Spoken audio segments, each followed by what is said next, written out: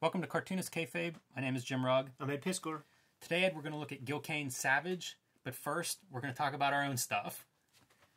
My latest book, Octobriana 1976, world's first blacklight comic, is in comic stores everywhere now. Wherever you get comics, you can find this, at least for a little while. It is selling well. I'm not sure how long it'll stay in print. We're almost out of it at the publisher level, so if you see this and want it, and you do, pick it up whenever you see it, because you may not get a second chance. And if you're curious how I made it, I have a 350-page process zine available on my website, jimrugg.com, that'll answer all your questions. Patreon.com/EdPiskor. I'm serializing my Red Room comic strips up there right now. It's going to see a paper edition sometime next year. I'm going to try to put it out monthly. And as of this recording right now, the entire first issue is almost up there. It's going to be a 64-page introductory issue. The imagery is up there at a high enough resolution that you can print off your own bootlegs. That's amazing. So if you do, and you design cool covers like this, you got to send me and Jimmy copies. All right, man. But the book of the day, Gil Kane Savage. This was originally published in 1968. It was called His Name is Savage, or My Name is Savage. I thought it was called In Like Flint. This is magazine size, and we should say this edition is actually put out by Fantagraphics Books in the early 80s. There's some updates to this, to kind of make it the best looking publication it can be. We talked to Gary Groth, has a long relationship with Gil Kane. So executor of the estate. Probably part of the interest in repackaging this. But it's a fascinating project. So Gil Kane, longtime cartoonist, in the late 60s, starts to get this urge to do his own work, to do something a little more mature. He's considered like an autodidact amongst the cartoonists, a very learned, smart guy who's dumbing himself down to work in this genre of superhero comics. Like everybody who has their stories about him, they talk about my boy, and he's this aristocratic, hoity-toity dude doing Spider-Man comics written by Jerry Conway or something. Yeah, at a time when those comics really were aimed at kids. Like people weren't really pushing the envelope in terms of sophistication with superhero comics of the 60s. And so he gets this idea to basically do a comic that's like an action movie, like an adult comic, and finds a distributor who's going to pay for printing and distribution, and is going to distribute the book. So this is a time of newsstand distribution. Before comic book shops were an option, or direct market was an option, you had to go through the newsstand distribution method. And there were black and white comics. There were things like Warren Publications. Yeah. Marvel was starting to do some magazine publications, to be competitive with Warren Magazine, maybe into the early 70s. But there was a market for this stuff. Mad Magazine is one of the publishers, that would have been doing black and white magazines. Before we crack this open, Jim, let me ask you a question, man. You think they were happy with their color separations when the films came back and the guy was colored a little jaundice-like? You think they misread the guides when they were cutting their magenta plate? It is possible. I mean, this is early days for Fantagraphics. This is concurrent with Love and Rockets #1. So, and take a look at some of those first printings and second printings and see how compare and contrast the colors. So this is a reprint edition, and it has some extra materials. Foreword by R.C. Harvey, giving some context to Gil Kane. Ed, you talked about kind of Gil Kane and his position in comics history, very well regarded. There's also an interview with Will Eisner at the back, and one with Gary Groth to kind of further give you information on a peculiar object. They weren't using the term graphic novel in 1968, but that's what this is. That's what this is a prototype of. It's a 40-page self-contained story aimed at a more sophisticated audience. The beauty of it really is, and keep flipping, is that Gil, in terms of art, is fucking going for it, man. This is like his shot, right? And I do kind of believe this because there's innumerable examples. You spend enough of your time doing pulp mainstream comics, it does rot your brain to a place where you might not be able to push out of. And that's okay. You could sell millions of comics that way, but you can walk the lines of pretense when you try to punch above your weight class and, you know, you inadvertently create Deathlock. You know, like when you're trying to do your mature comics. See, even Rich Buckler fucking didn't. The coolest thing Rich Buckler ever invented, he didn't even invent. That's funny. That is real funny. You know, the aesthetics, amazing. I love the way this stuff looks. There's no panel border. It's, you know, black and white was part of two things. One, it was cheap and he could do it himself. And two, it is a little bit more of the adult thing. You know, the idea of the bright colors was aimed at younger readers. And so you get a very, I think visually, a very mature, stylistic, good-looking product here. Apparently, this lettering is redone by Fantagraphics for this edition, and I don't have the original to compare. You know, the reason being this is a little more readable is the reason I heard it was changed. But I just love this look. I think it looks amazing as pages. The thing I read over and over is how violent this is. Mm-hmm. And it doesn't feel too violent after looking at something, you know, I read Hard Boiled when I was a kid, you know what I mean? So, like, this is not even comparable, or Faust. But for 1968, pretty violent. Like, you see his robot hand just turn this thing into a bloody stump. Yeah, it's awesome. The way I read it this time, I completely ignored the captions. I did too. There's a lot of repeat. And you can get 98% of the gist. There's a couple little subtle things that I would bet would have been made more clear if I would have read this shit. But it's pretty redundant stuff. Yeah, Archie Goodwin too with the text treatment. I think the story is Gil Kane, you know, plot wise. But Archie Goodwin comes in. I think in the original he might have been writing under a pseudonym. He was like the young upstart at that time period. Anybody doing interesting comics like Archie Goodwin had some hand in. One of the another one of the examples of the violence is jamming a gun in the guy's mouth and busting his teeth out with it. Yeah, that's pretty hard. And his whole thing. So Savage's thing is he's this agent that works for a very secret top level group. I think they're called the Council or something along those lines. But a shadowy group of like intelligence people who, in this case, they're trying to thwart a plot against the president that would result in the beginning of World War III. Gil Kane draws a good Lyndon B. Johnson.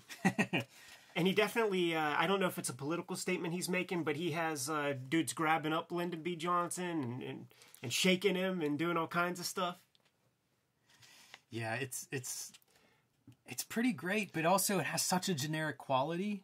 Mm-hmm. You know, it feels like it's we criticize comics today for being storyboards. Yeah. I mean, this could be a storyboard for a movie. Like it's kind of remarkable, I think, from an art achievement point of view, but it does fall under that you could basically film this as a movie. This is a dope sequence though. So like, you know, he gets over on one guy and then there's a dude out the window, caps him in the shoulder. Yeah. He flips around, shoots him, but like the weight of the dude kind of like bent over this wood piece is a really good touch. Oh yeah, falling through the window. Another one of those examples of the over-the-top violence. It's not enough to shoot the guy. You need him to crash through that window. Yeah. It's all pushed to those maximum levels, which makes for fun comics. This is my favorite sequence. Him kind of, you know, climbing up the side of the building and just like the different angles. Getting a drop on a dude and then damsel in distress kind of thing. Like, this spread is my favorite spread of the whole thing. I'll say it again and again. I just think the artwork is stunning in this. You know, all the straight lines that he's using with the blacks and the grays. Yeah. It just is very beautiful. Mm-hmm. You know, I mean, I think it looks like a guy who's really applying himself. For sure. You know, his name's on this baby, man, and he's not gonna dash it out. So like his architecture is on point. Like, yeah, all the little details like the checker floor, the recessed lighting in the ceilings. It's really cool. Like those little details add up to a nice reading experience. It's such a shame. So, you know, like the story of this is 200,000 copies printed, only 20,000 distributed.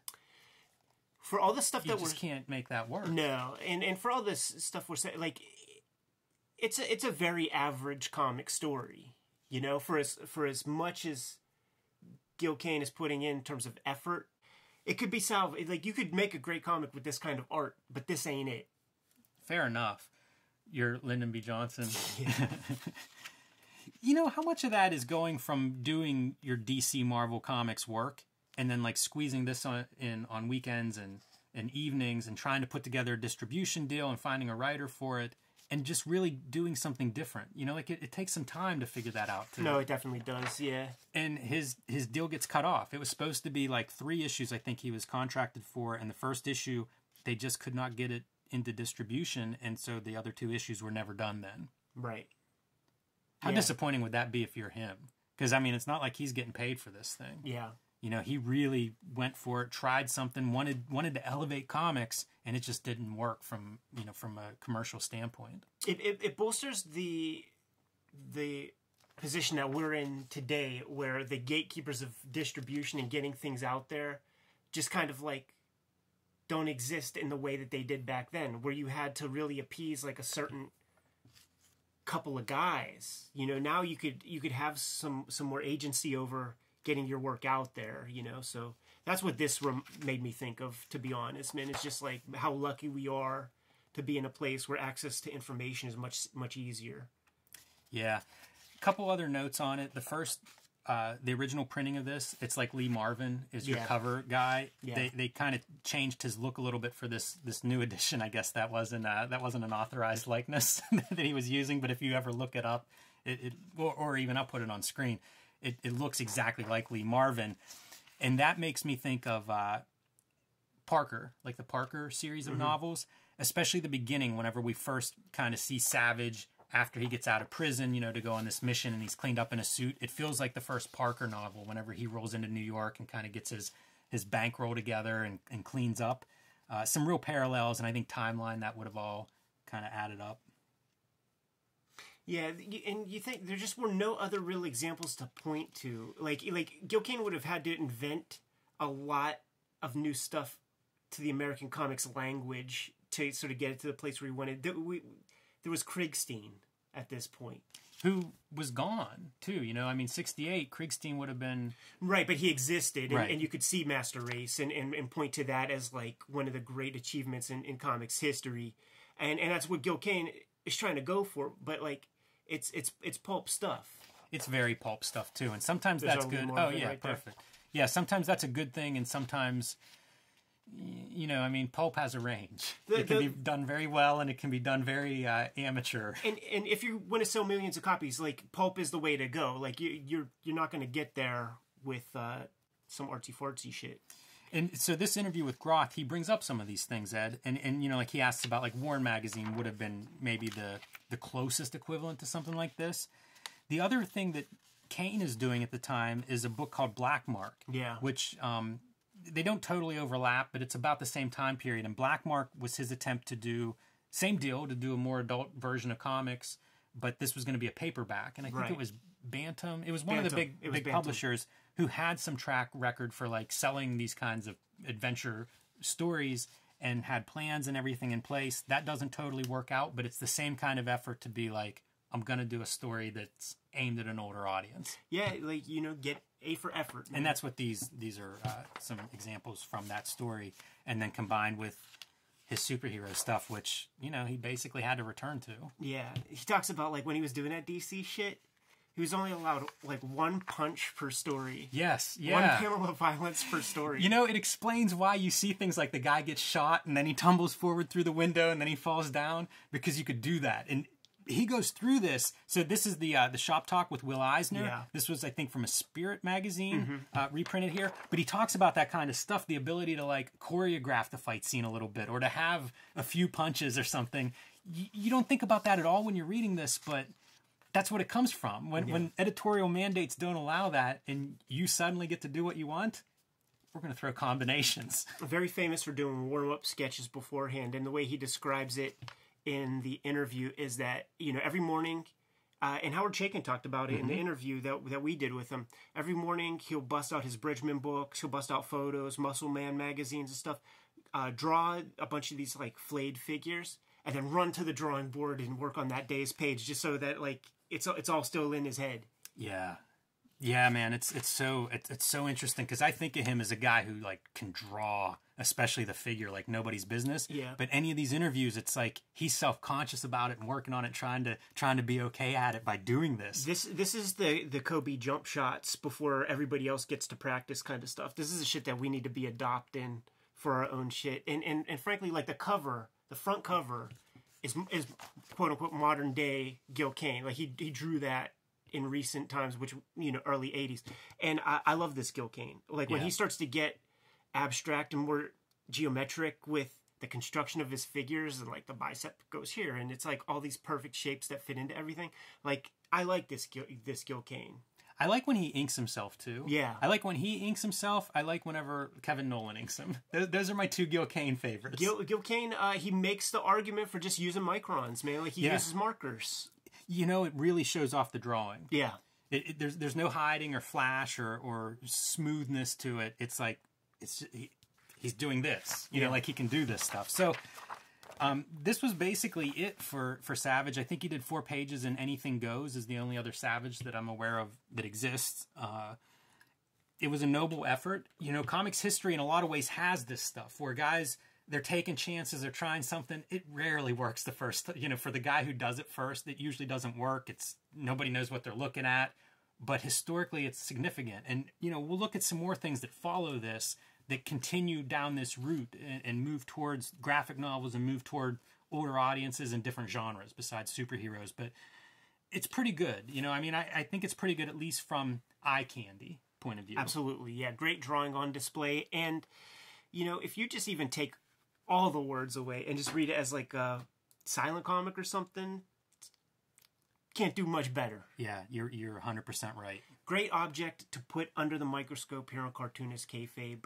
Kayfabers, like, follow, subscribe to the YouTube channel. Hit the bell. We'll notify you when the next videos are available. Octobriana is in comic shops right now. Going quick. Get it while it's hot, man.